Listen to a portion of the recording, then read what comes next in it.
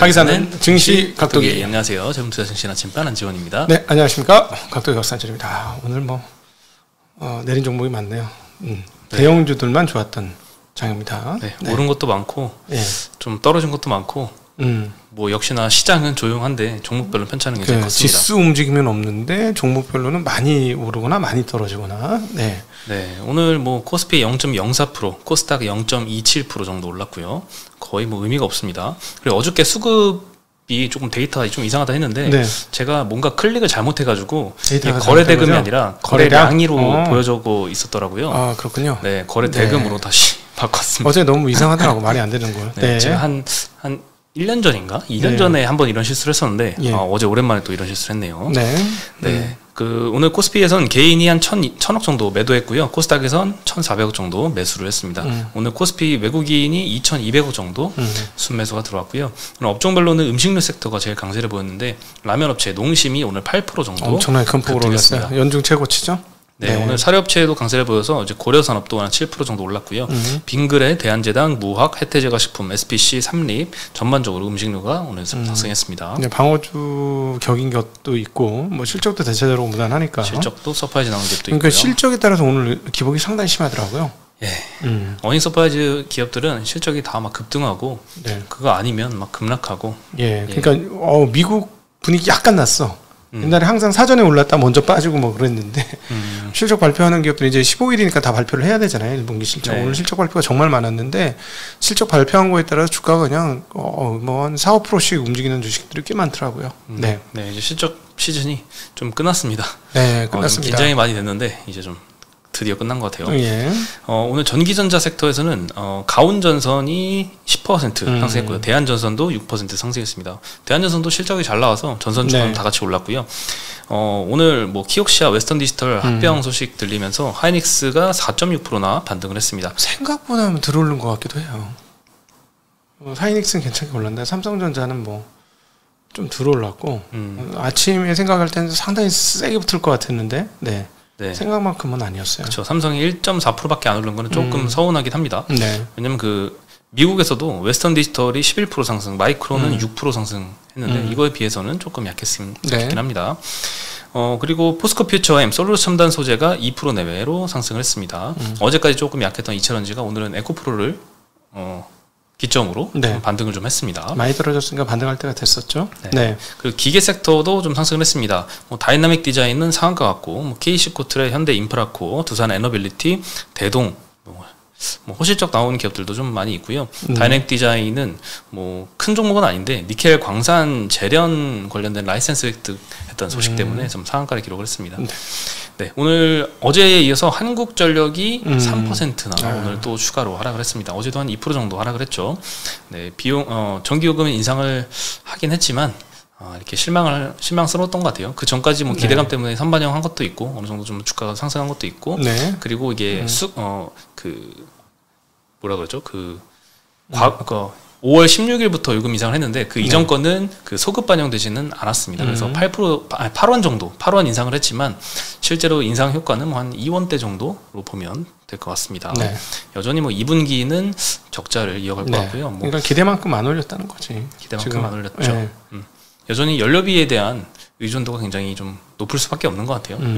요금 인상을 이렇게 공격적으로 못하니까. 그리고 통신업종도 오늘 좀 하락을 했습니다. KT 대표가 일감 몰아주기 혐의로 압수수색이 KT의 본사에 좀 들어왔다는 소식도 있었고요. 그리고 통신주를 전반적으로 1, 2%씩 다 하락을 했습니다. 운수장비 섹터에서는 그동안 자동차가 굉장히 많이 강세를 보였는데 오늘은 조금 조정을 받았습니다. 화신, 대원광업, 덕양산업, 서현이와 자동차 부품주들 그동안 좋았었는데 많이 빠졌고요. 현대차, 기아도 오늘 3% 내외로 하락을 했습니다. 많이 빠졌습니다. KT가 빠진 거는 검찰 압수수색도 있고 이사회 문제도 있고 그런 거 있지만 다른 것까지 다 빠진 걸 봐서는 인플레이션을 감소시키기 위해서 통신비를 건드리는 게 아닌가 하는 생각도 좀 드네요. 거기에 대한 불안감도 좀 있지 않나? 일본에서 그렇게 했으니까. 이자 건드리고 이제 통신비 건드리고. 통신비가 인플레이션에 미치는 영향이 상당히 크거든요. 전기요금도 좀 건드렸고. 전기요금은 전반적으로 올리는 거니까 어디 쪽에서 밸런스를 맞추려면 전기요금처럼 광범위하게 영향을 미치는 게 통신 안 쓰는 사람이 없잖아요. 그렇죠. 그런 가능성도 열려 있는 거죠. 일단 일본에서 한번 했던 게 있으니까. 그렇죠. 워낙 정부의 압박도 심한 업종이기도 했어요. 그래서 네. 중간 요금제 같은 것도 많이 도입이 돼서 지금 요금제도 굉장히 많이 다양화된 것 같습니다. 그렇죠. 네. 네. 그리고 오늘 로이터 통신에서 키옥시아와 웨스턴 디지털 합병 논의가 좀 속도를 내고 있다는 보도가 나오면서 필라델피아 반도체 지수가 2.7% 정도 반등을 했습니다.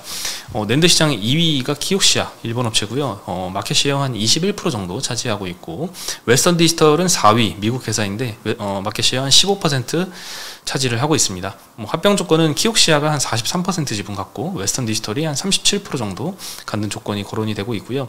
왜 합병을 하는지에 대해서는 낸드 시장이 굉장히 죽기 일보 직전이기 때문에 합병을 네. 하는 것 같습니다. 1분기 기준으로 이제 영업이익률이 삼성전자가 마이너스 78%고요. 키옥시아가 마이너스 70%, 하이닉스는 마이너스 109%. 매출 109? 이상의 영업 손실이 지금 나고 있다는 뜻이죠. 109%가 어떻게 나와? 신기합니다. 네. 그렇죠. 그만큼 고정비가 큰 산업이다 보니까 네. 매출을 내도 그 이상의 영업 적자를 지금 보고 있는 사업부가 낸드 굉장히 안 좋습니다. 솔리다임은 마이너스 112%, 마이크론은 마이너스 90%, 웨스턴 디지털은 마이너스 56%. 요거는 이제 메리츠에서 추정한 수치이고요. 키옥시아 같은 경우는 이제 웨스턴 디지털하고 둘 다 이제 작년부터 이제 감산을 시작을 했습니다. 20% 굉장히 큰 규모로 하긴 했는데 타 업체들은 좀 삼성이나 하이닉스나 낸드보다는 좀 D램 쪽으로 감산에 집중하고 있는 영향에 낸드 업황 악화가 계속되고 있습니다. 그러면 이 합병으로 인한 영향에 대해서는 KB증권에서는 역사적으로 반도체 업체 간의 통합은 주가와 장기 실적에 긍정적으로 작용을 했다라고 언급을 했습니다. 네. 네, 이번 합병으로 인해서 이제 낸드의 수급 개선의 촉매가 될 것이다라고 긍정적인 영향을 끼칠 것이다라고 전망을 했습니다. 네. 네. 근데 어차피 이거 두 개 합병하려면 굉장히 오랜 기간이 소요될 수 있습니다. 주요국들의 반독점 심사가 있어야 되기 때문에 합병 이슈로 인한 이번 상승 같은 경우에는 굉장히 단기로 끝나지 않을까 이런 생각이 듭니다. 네, 오늘 전반적으로 대형 반도체 업체 위주로 좀 상승을 했습니다. 그리고 IT 중에서 오랜만에 폴더블 관련 주가 오늘 급등했습니다. 네. KH바텍은 16%나 상승을 했고요. 파이넴텍은 9.4%. 굉장히 조용했잖아요. 오랜 기간 동안. 네. 네, 별다른 소식은 아니었던 것 같은데 그냥 한국증권에서 중국 폴더블 시장이 이제 점프업 할 거다. 굉장히 많이 확대가 될 것이다. 라고 언급을 한 게 좀 영향을 끼친 것 같습니다. 예. 모바일 월드 콩그레스 이제 연초에 하는 행사 있잖아요. 거기서 이제 여러 중국 업체들이 자사 폴더블 폰들을 공개를 하면서 올해부터는 굉장히 좀 출하량을 확대할 것이라는 이런 참여 의지를 확인했다라고 네. 하고요. 모델 수 같은 경우에는 22년도에는 19개 정도의 폴더블 폰 모델이 있었는데 23년도에는 37개로 굉장히 많이 증가를 할 걸로 보여지고 있습니다. 네. 그리고 여러 가지 폼팩터 변화도 있는데요. 일단 힌지 타입이 U 타입에서 물방울 타입으로 변경이 됩니다. 그러면 접었을 때 기존에는 공간이 좀 떠 있었는데 네. 이 갭이 사라지게 되는 효과가 좀 있을 것 같고요. 기술이 많이 발전을 한 것 같아요. 예전에는 그렇게 접었을 때 필름 부분이 좀 접히기 때문에 좀 약간 안정성에도 좀 문제가 있고 좀 그래서 이제 살짝 틈을 좀 벌려놨던 것 같은데 이제는 그게 필요 없을 정도로 힌지가 많이 개선이 된 것 같습니다. 솔직히 봐서 보니까 폴더는 괜찮은데 튤립은 오래 쓰신 분들은 가운데 확실히 안 좋더라고요. 폴드나 플립이나 근데 오래 쓰기 전에도 새 제품도 워낙 좀 선명해가지고 저는 개인적으로 그 정도가 아니고요. 그러니까 튤립은 사실 겉에도 화면이 있으니까 필요할 때만 열어보는데 근데 이거 있잖아. 손가락으로 이렇게 하는 거는 계속 막 탁탁탁탁 자꾸 열다 말다 이게 습관적으로 이러다 보니까 기계로 이거 하는 것보다 더 많이 하는 것 같아. 사람 손으로. 그래서 좀 오래 쓰면 조금 문제가 생기는 게 보이더라고요. 네, 몇몇 봤습니다. 몇몇. 그 말은 접었다 폈다를 많이 하면 주름이 더 심해진다. 그렇죠. 아니 필름이 떠요. 예, 필름이 뜨는 걸 몇 명 봤어요. 제가. 그래서 야 이거.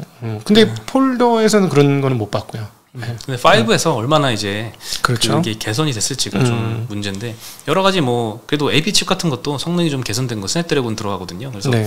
배터리 지속 시간도 조금 오래 될 것 같고 무게도 조금 줄 것 같은데 무게 줄어야죠. 저는 개인적으로 무게가 좀 많이 줄어야 좀 쓸 것 같다는 그렇죠. 생각이 들어요. 무게가 많이 줄어야 돼요.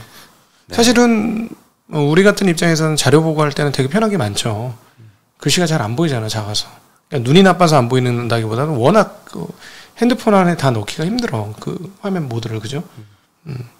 사실 아이폰 같은 경우에는 이제 젊은 세대들이 좀 많이 쓰잖아요.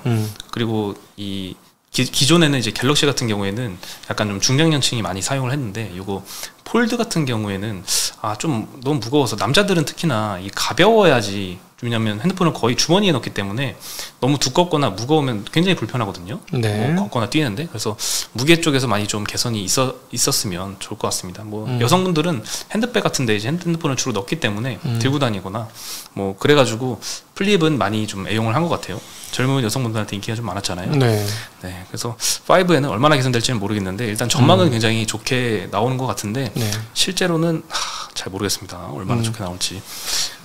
본인 젊은 분 아니에요? 저 젊은. 네, 근데 왜 젊은 사람은 뭐 이렇게 딱 구분을 짓고 그러세요? 죄송합니다. 네. 예. 그리고 폴더블 폰 OLED 같은 경우에는 삼성 디스플레이가 좀 꽉 잡고 있거든요. 네. 83% 정도 점유율 갖고 있고 나머지 BOE가 한 10몇 프로 정도 갖고 있습니다. 그래서 KH바텍이나 이제 파이넴텍 같은 국내 이 벤더들이 조금 수혜를 많이 볼 거다라고 흥국증권에서는 전망을 그렇죠. 좀 거의 하고 디스플레이 있습니다. 일체형으로 나가는 거니까요. 힌치까지. 네. 네. 그래서 예전에는 그런데 요즘은 내가 공부를 안 해봐서 모르겠네요. 네. 네. KH바텍이 오랜만에 16%나 좀 급등을 했습니다. 네. 네, 그리고 엔터주들이 요즘 급등을 계속 이어가고 있는데요. 어제는 YG였죠. YG 오늘도 한 9% 올랐습니다.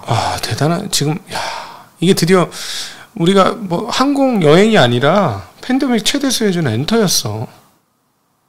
완전 이게 콘서트 하니까 이게 폭발적이에요. 좀 깜짝 놀랄 정도야 지금 이익 나오는 거 보면. 네. 물론 이제 주가는 이미 많이 올라서 이제 조단위의 회사들이 됐으니까 조단위의 이 정도 이익이 뭐냐는데 사실은 이익 증가율이 좀 놀랄 정도니까요. 네.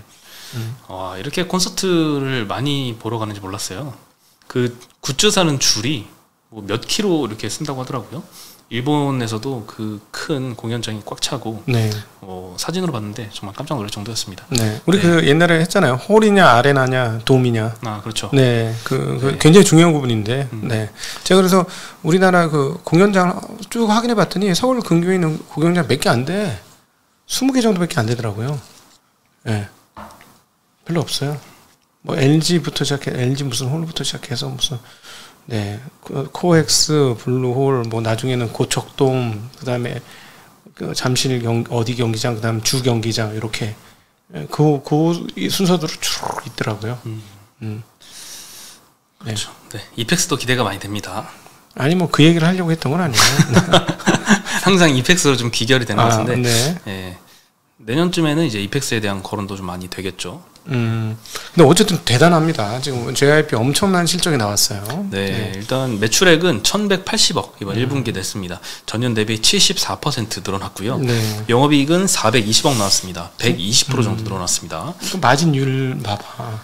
마진율이 어마무시하잖아요. 네. 뭐 1,200억 중에서 400억 났으니까 와. 30%. 30%면 대단하죠. 네. 그렇죠. 네. 그러면 이제 멀티플 2배 주는 거잖아요. 우리나라 영업이익이 보통 한 10에서 15% 사이 언더니까 이건 지금 30%면 2배니까 우리나라 평균 멀티플이 10배, 15배면 뭐 예를 들어 20배, 30배 줄 수 있다는 얘기가 나오는 거잖아요. 그렇죠. 똑같은 개념이면. 네.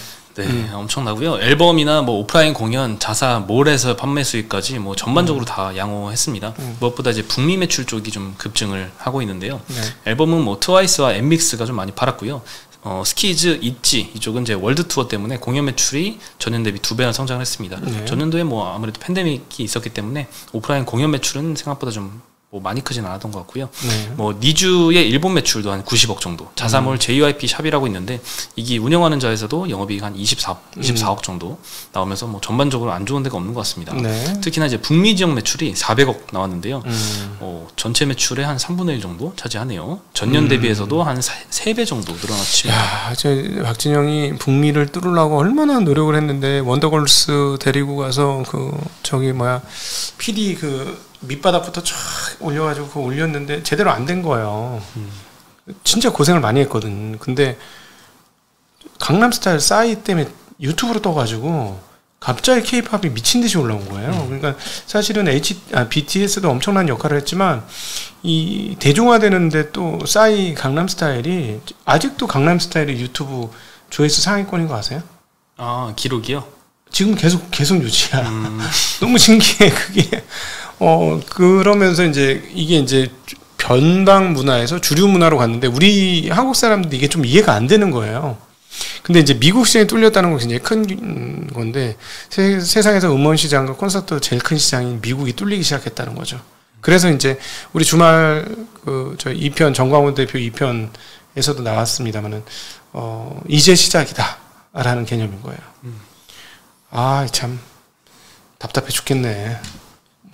아무래도 최근에 이제 실적 시즌이다 보니까 실적 네. 굉장히 잘 나오는 기업들, 주가도 좋은 기업들은 대부분 이제 북미 쪽에서 매출을 네. 많이 확대하고 있는 어제 이제 많거든요. 어제 이제 화장품 관련주도 좀 그랬었죠. 그렇죠. 화장품 네. 관련주도 미국 시장이 중국 시장보다 크잖아요. 예, 자동차도 그랬고 지금 자동차도 그렇고요. 예. 예, 뭐 의료기기 쪽도 그렇고 라면도 그렇고. 맞아요. 그 윤주호 센터장님하고 지난 주말에 나왔던 영상 안 보신 분 한번 보시면 좋은데 과거 가장 그 북미 그 미국하고 매출 우리나라 그 수출이 제일 컸을 때 비중이 50%였습니다. 중국은 최고점이 30%였고. 네. 근데 이제 다시 미국 그 수출이 막 늘어나고 있는 거예요. 그래서 이제 야, 참 이제는 대중국 관련주가 아니고 대미국 관련주를 잘 생각해야 되는 거 아닌가 하는 생각이 들 정도로. 대미수혜주. 네, 이번 1분기 그렇죠. 실적을 보니까 대미수혜주가 과연 무엇이냐를 잘 판단하셨던 분들은 되게 결과가 좋지 않을까 하는 생각이 듭니다. 근데 대미 관련해서는 이제 진짜 시작인 것 같아요. 뭐 네. 엔터주도 그동안 없었던 게 이제 새롭게 이제 나타나는 건데 그렇죠. 다른 여러 영역에서도 그런 것들이 좀 많이 있습니다. 그렇죠. 그래서 중국 시장이 꺾였는데 다행한 점입니다. 또 다른 큰 시장이 열리고 있으니까. 2차 전지도 사실 그거잖아요. 대미 시장이 열린 거죠. 그렇죠. 네. 예, 그리고 농심이 오늘 8%나 상승하면서 음식료 섹터 중에서 제일 많이 상승을 했는데요. 네. 1분기 영업이익이 640억 나왔습니다. 컨센서스가 450억이었는데 훨씬 더 많이 나왔고요. 15년도에 이제 그때 이제 곡물 가격이 많이 떨어지면서 영업 레버리지 효과 때문에 주가가 많이 올라갔었는데 그때보다도 더 실적이 좋았습니다. 네, 그리고 그때 당시 차트 그 주가 고점에 근접해서 지금 올라가고 있는 상황이고요. 일단 첫 번째 요인은 가격 인상 효과가 좀 반영이 되어서 네. 영업 레버리지 효과가 좀 나타나고 있습니다. 작년도 영업이익률이 3.6%였거든요. 네. 근데 이번 22년도 1분기에 7.4%로 마진이 2배 정도 상승을 했고요. 예. 올해 1분기요. 네, 그러니까 3.6에서 7.4면은 마진이 2배 2배. 올라간 거죠. 네. 네, 북미법인 영업이익률만 보면은 11%입니다. 네, 여기도 북미가 굉장히 큰 기여를 하고 있습니다. 네네. 그리고 라면 수요가 구조적으로 성장을 하는 면도 좀 있는데요. 국내 매출이 전년 대비 14% 증가했거든요. 해외 매출은 24% 정도 증가를 네, 했습니다. 네. 근데 북미 매출은 40% 증가했습니다. 네. 엄청 늘었네요. 북미가 상당히 많은 기여를 뭐 엔터뿐만 아니라 라면을 라면까지도. 하고 있고요. 네. 네, 북미 시장에서는 대부분 이제 유통 채널의 30% 제일 많이 차지하는 게 코스트코 쪽입니다. 네. 근데 이 코스트코에서 매출액이 57% 늘었어요. 네, 엄청나네. 그래서 좀 기여를 많이 했고요. 그럼에도 이 라면 시장은 아직 미국은 초입이다라고 하는 게 1인당 몇 개나 1년에 라면을 먹느냐 15개 먹는다고 하네요. 중국이 32개 먹고 일본이 48개 먹고 한국이 77개 먹습니다. 아, 그렇군요. 네, 아직 15개면은 미국은 한 2배까지 좀 더 많이 먹어야 있다. 된다. 예, 그렇죠. 아, 저도 그 자전거 타고 막 400km 이상 달릴 때는 이제 밤을 꼴딱 새거나 하루 반 자고 하잖아요. 네. 그러면은 이제 그 중간에 이제 자전거 타면서 먹는 거는 저 초코바를 먹어요. 근데 초코바 달려서 2개 먹으면 더 이상 먹기가 싫어. 아주 질려. 그리고 이제 저녁에 가면 편의점밖에 안 열잖아. 그럼 입맛이 없어. 근데 라면은 들어가더라. 이제 평소 라면 잘 안 먹는데. 라면 너무 맛있죠. 군대 육군 갔다 오셨군요. 그렇죠. 공군을 가면요 1인당 라면을 한 박스씩 줘요. 뭐 육군도 줍니다. 한 박스씩 줘. 우리는 거기는 네. 한 박스 줘. 아니 뭐 생활관마다 이렇게 박스채로 이렇게 주면은 우리는 1인당 3-4개씩 가져가죠. 우리는 1인당 한 박스야. 1인당 한 박스. 한 박스야. 월 한 박스. 보관도 힘들 것 같은데요. 그래서 그냥 나중에 널어놓고 같이 먹어. 근데 군대 제대하고 났더니 질려가지고 한 3년간 라면 한 개도 안 먹었어요. 하도 질려가지고 맨 심심한 것만 끓여 먹으니까. 근데 이제 요즘 먹으니까 진짜 한국 라면 맛있어졌더라. 다양하고 저 같은 사람은 겉면 참 좋아하는데 그런 것도 꽤 많아지고 좋은 것 같아요. 그리고 실제로 미국 교도소에서는 이 라면을 화폐처럼 활용을 하기도 한다고 하네요. 네. 많이 좀 보편화가 되고 있습니다. 네. 네. 그리고 삼양식품 같은 경우에는 오늘 1.6% 하락을 했습니다. 네. 라면이라고 해서 다 잘 판 건 아니고요. 삼양식품은 컨센을 조금 미달을 했는데요. 네. 1분기 매출액은 2,450억, 전년 대비 21% 정도 늘었습니다. 네. 네. 근데 영업이익은 240억으로 전년 대비 2.6% 하락을 했어요. 컨센서스가 260억이었는데 소폭 좀 미달을 했고요. 네. 매출액이 21% 정도 늘었는데 영업이익이 이렇게 못 늘었는 건 이제 비용이 많이 나와서겠죠. 네. 매출원가와 판관비가 매출 성장률보다 더 많이 나왔습니다. 25% 정도 증가해서 이익이 좀 훼손이 됐고요. 2분기 작년 2분기에 가동 시작한 밀양 공장의 감가상각비, 고정비 같은 게 좀 많이 반영이 된 것 같습니다. 네. 미국 중국 법인도 인건비, 물류비 같은 게 좀 많이 증가가 됐고요.